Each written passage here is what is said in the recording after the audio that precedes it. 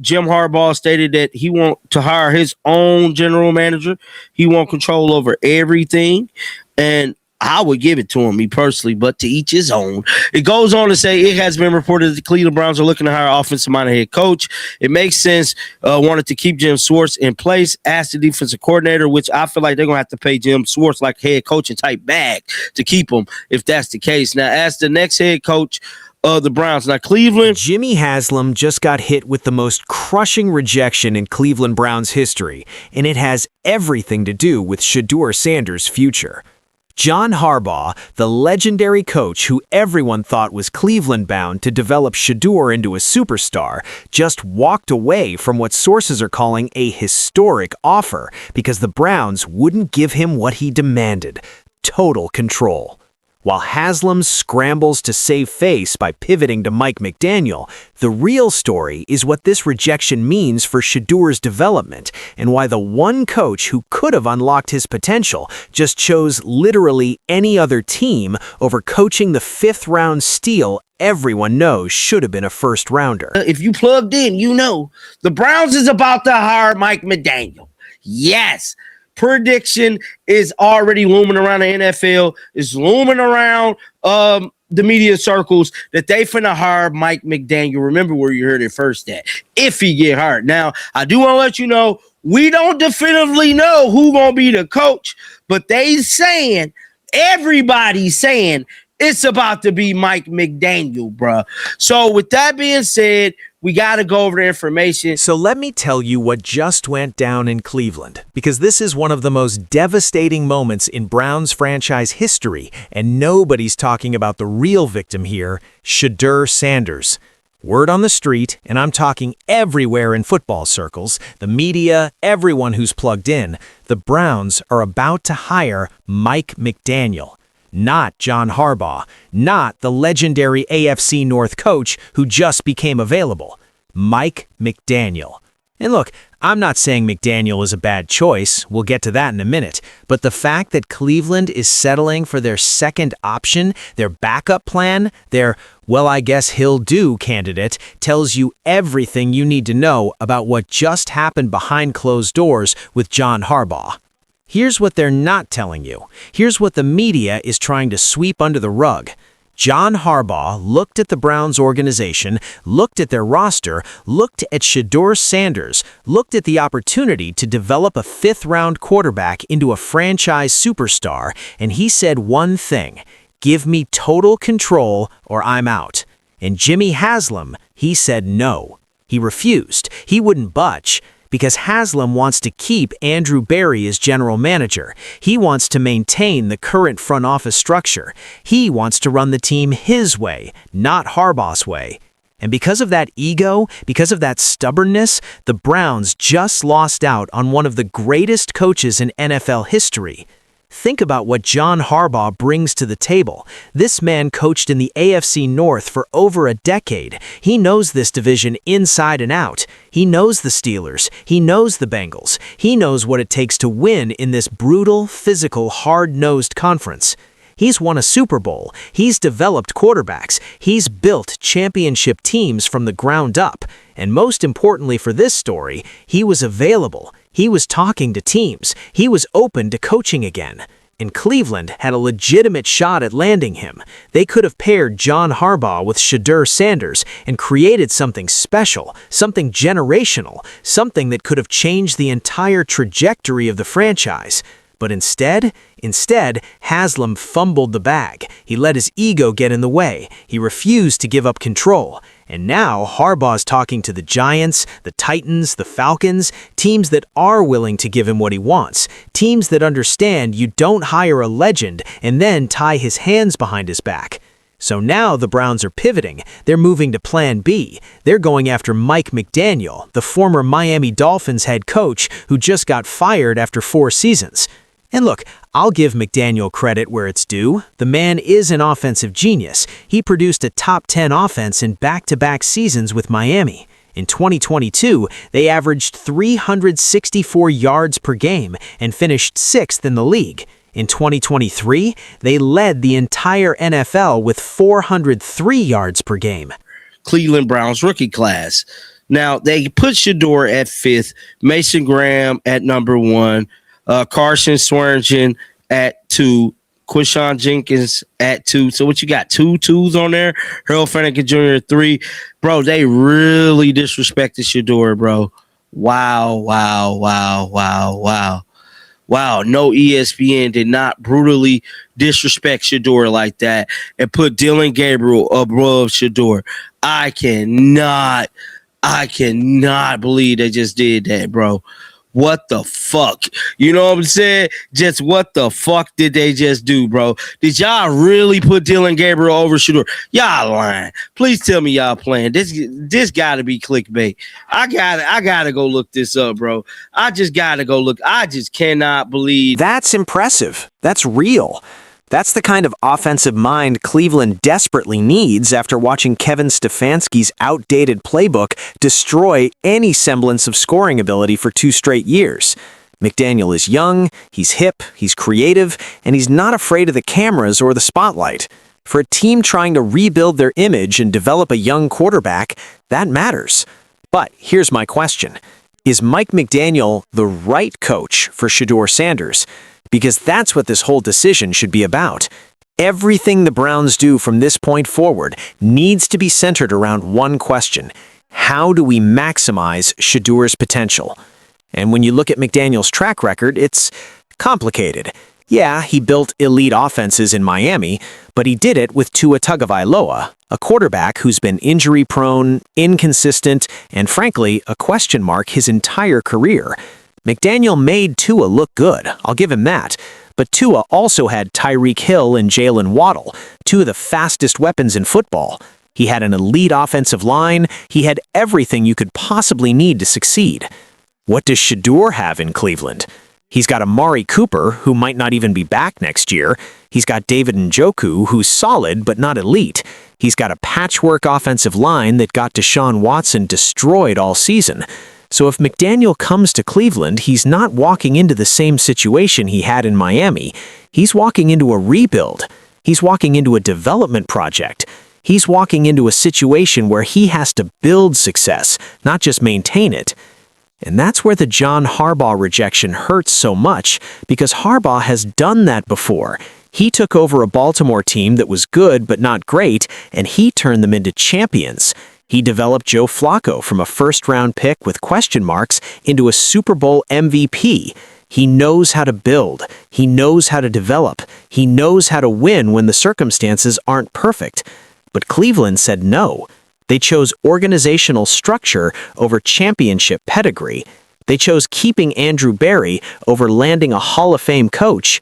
And now, Shedeur Sanders is the one who pays the price. And speaking of Shaduer paying the price, let me tell you about the disrespect this kid is dealing with right now. That's not a great look for the Browns. Not a great look for Jimmy Haslam. And I believe, in large part, this is about Andrew Berry. I think if you'd have done a clean split, and I said, hey, if you're going to fire Stefanski, just get rid of Andrew Berry. I've said that for months, and they didn't do it. Let me break down why this is absolute garbage analysis. First of all, Shadeur's QBR is trash because of his receivers, not because of his play.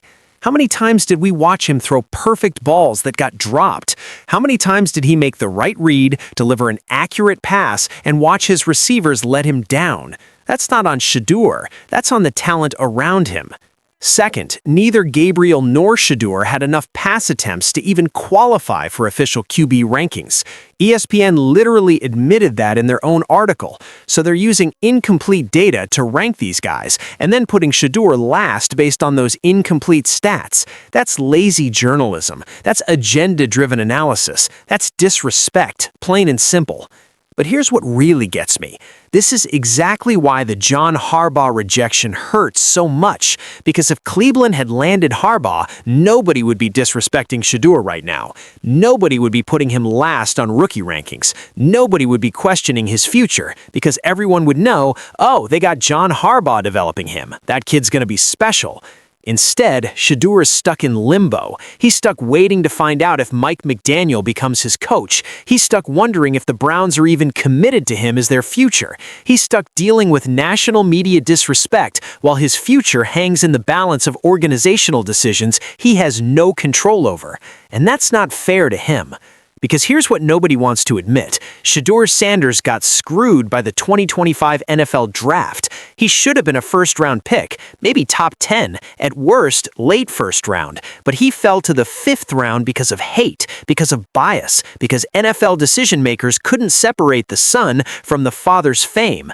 And now he's in Cleveland, a franchise that just rejected John Harbaugh because they wouldn't give up organizational control. He's in Cleveland, a team that's about to hire their second-choice coach. He's in Cleveland, where ESPN is ranking him dead last among rookies, despite him showing more arm talent, processing speed, and football IQ than anyone else in that draft class. So yeah, Jimmy Haslam should be crushed right now, because he had a chance to do right by Shedeur Sanders. He had a chance to bring in a legendary coach who could have developed this kid into everything he's capable of becoming. He had a chance to make a statement. We believe in Shaduer. We're going all in on Shaduer. We're bringing in the best coach available to maximize Shaduer's potential. Instead, Haslam chose ego over excellence. He chose comfort over championship mentality. He chose keeping his front office intact over landing a Hall of Fame coach. And now Shaduer's development is in the hands of Mike McDaniel. A good coach, sure, but not the best coach they could have had. Now, let me be fair to McDaniel for a second, because I don't want this to sound like I'm completely against the hire. There are reasons to be optimistic if Cleveland does pull the trigger on him. He's an offensive genius, that's not debatable. He knows how to design creative play calls that get receivers open. He knows how to build a run game that keeps defenses honest. He knows how to work with young quarterbacks in challenging situations. And that last part is key. McDaniel dealt with Tua's limitations in Miami and still made it work. He figured out how to maximize what Tua does well while hiding what he doesn't do well. And if he can do that with Tua, who has accuracy issues, injury concerns, and consistency problems, then imagine what he could do with Shaduer, who doesn't have those same limitations.